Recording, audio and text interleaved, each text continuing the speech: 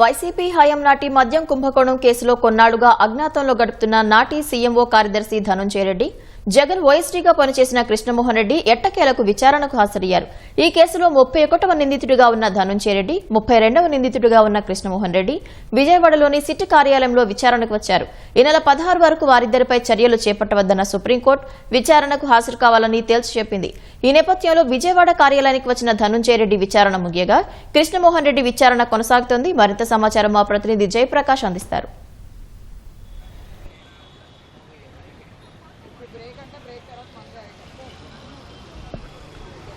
పవిత్ర ఇంకా విచారణ కొనసాగుతూనే ఉంది. ధనంజయ రెడ్డి, కృష్ణమోహన్ రెడ్డి ఇద్దరు ఈరోజు మధ్యాహ్నం 2 గంటలకి విజయవాడ సిట్ కార్యాలయానికి చేరుకున్నారు. మధ్యాహ్నం నుంచి ఇద్దరిని వేరువేరుగా విచారిస్తూ ఉన్నారు. మొదట ధనంజయ రెడ్డిని విచారించినటువంటి అధికారులు ప్రస్తుతం కృష్ణమోహన్ రెడ్డిని విచారిస్తున్నట్టు మనకి సమాచారం తెలుస్తోంది. వీళ్ళిద్దరూ గత ప్రభుత్వ హయాంలో చాలా కీలకంగా పనిచేశారని చెప్పుకోవచ్చు.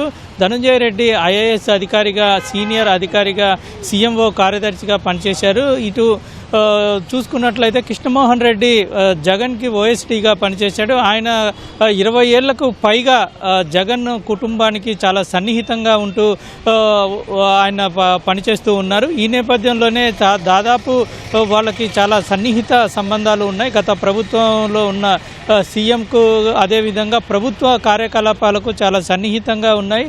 ప్రతి అంశాల్లో వీళ్ళ యొక్క కీలకమైనటువంటి విషయాలు కానీ, కీలకమైనటువంటి ఆలోచనలు ప్రతి అంశంలో వాళ్ళు తీసుకుంటూ ఉంటారు. అయితే గత ప్రభుత్వ హయాంలో జరిగిన మద్యం కుంభకోణంలో వీళ్ళ ఇద్దరూ చాలా కీలకంగా పాత్ర పోషించారని ఇప్పటికీ సిట్ అధికారులు ప్రాథమికంగా నిర్ధారించారు. దాంతోపాటుగా ఇప్పటి వరకు సుమారు 4 నిందితుల్ని అరెస్ట్ చేశారు. 4 నిందితుల్ని అరెస్ట్ చేసిన తర్వాత ఇద్దరిని అందులో కస్టడీకి తీసుకొని విచారించారు. విచారణలో చాలా కీలక విషయాలు బయటపడ్డాయి.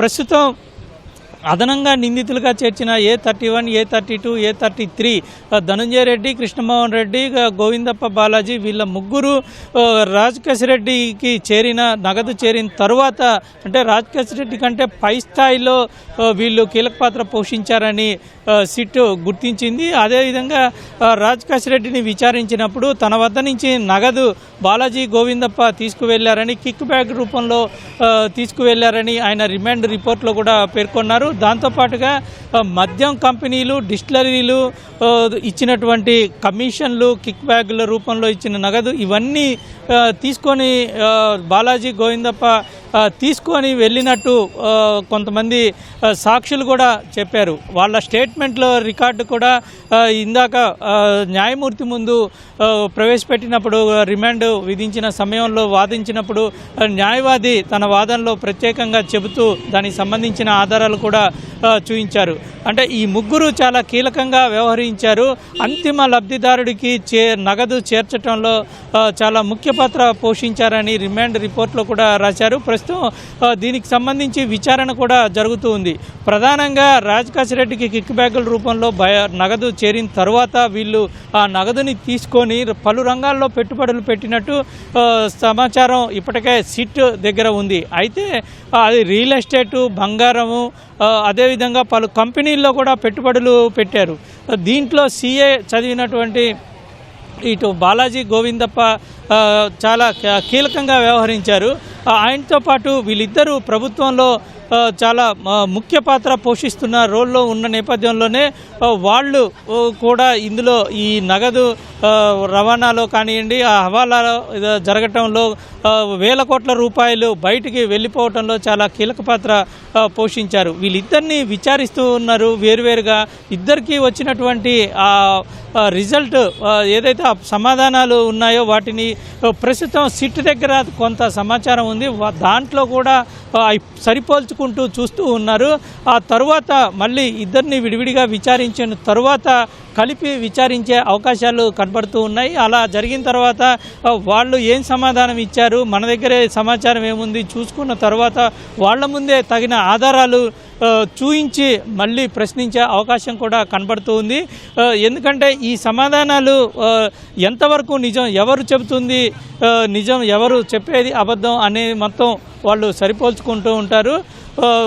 సుప్రీంకోర్టు ఆదేశాల మేరకు ఖచ్చితంగా ఇద్దరు సిట్ విచారణకు హాజరు కావాలి అనే ఆదేశాల మేరకు ఈరోజు వచ్చినట్టు మనకి తెలుస్తోంది. సుమారు 6 గంటలకు పైగా ఈరోజు ఇంకా విచారణ కొనసాగుతుంది. మరికొద్దిసేపు ఈ విచారణ జరిగే అవకాశం అయితే కనబడుతుంది. కొన్ని సమాధానాలు పూర్తిగా దాటవేస్తున్నట్లు ఇప్పుడు మనకు ఉన్నటువంటి సమాచారం. కొన్ని సమాధానాలను దాటవేసే క్రమంలో సిట్ అధికారులు తమ వద్ద ఉన్నటువంటి ఆధారాలను చూయించి ప్రశ్నిస్తున్నప్పుడు కొంత రాబడుతున్నట్టు తెలుస్తోంది.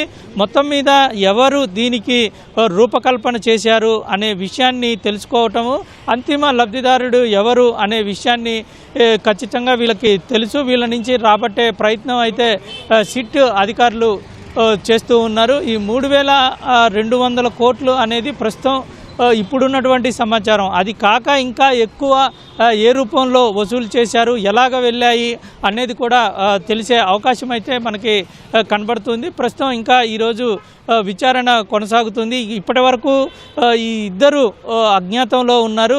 కొద్ది కాలం నుంచి పోలీసులు ప్రత్యేక బృందాలతోటి కూడా వీళ్ళని గాలిస్తున్న పరిస్థితి అయితే ఉంది.